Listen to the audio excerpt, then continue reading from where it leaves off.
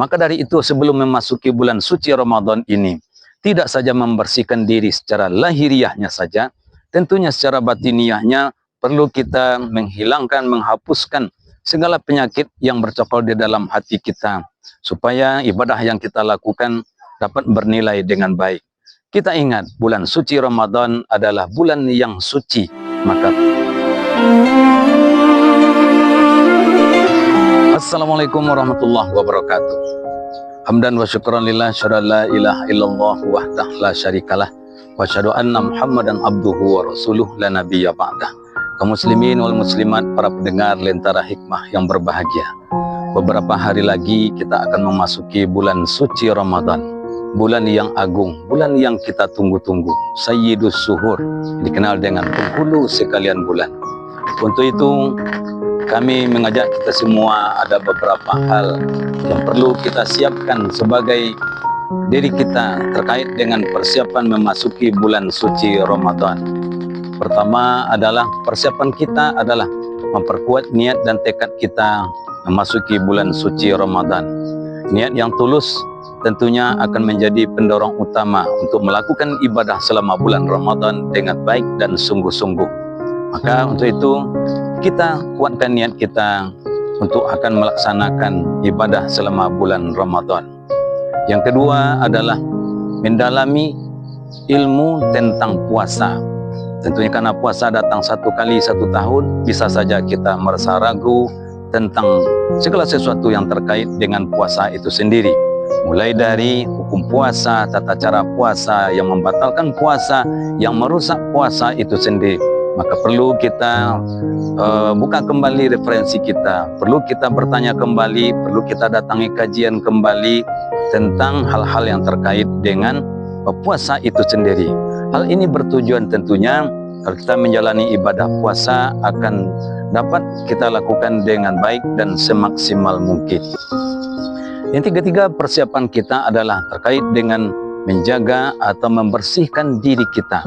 Diri kita terdiri dari lahir dan batin. Secara lahir tentunya kita telah sering melakukan menghilangkan kotoran, menghilangkan noda yang melengket pada tubuh dan pakaian kita melalui mandi dalam rutinitas harian kita.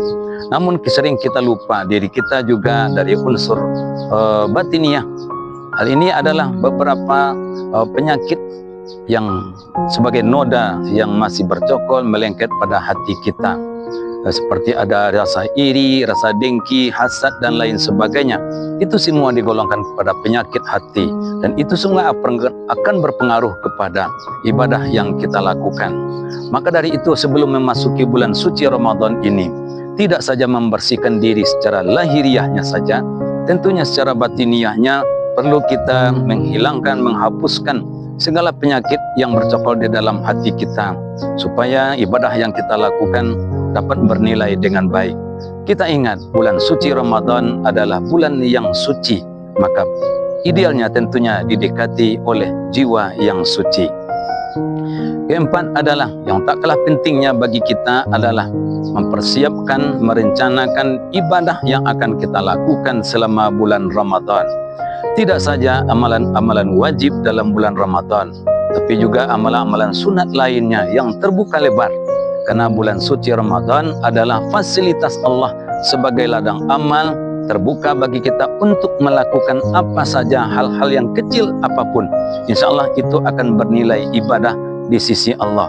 Maka dalam kajian agama kita, malah amalan sunat juga bisa dibandingkan kepada amal-amalan yang wajib yang pernah kita lakukan.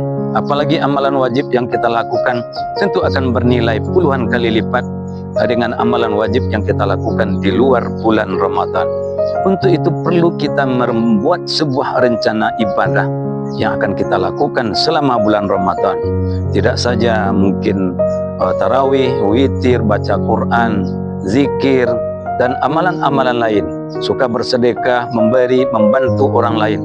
Itu semua adalah bernilai ibadah. Yaitu kepada kaum muslimin wal muslimat, saya atas nama Penyuluh Agama Kantor Kementerian Agama Kota Bukit Tinggi mengajak kita semua, mari kita siapkan diri kita mulai dari pasang niat yang tekad yang kuat untuk masuk ke bulan Ramadan, mendalami ilmu tentang puasa bagi kita, membersihkan diri kita lahir dan batin, dan mendesain, merencanakan sebuah rencana schedule ibadah yang akan kita lakukan selama bulan Ramadan. Mudah-mudahan ibadah yang akan kita lakukan selama bulan Ramadan ini akan mampu mengantarkan kita kepada derajat yang bertakwa seperti yang dinyatakan dalam surat Al-Baqarah ayat 183 itu.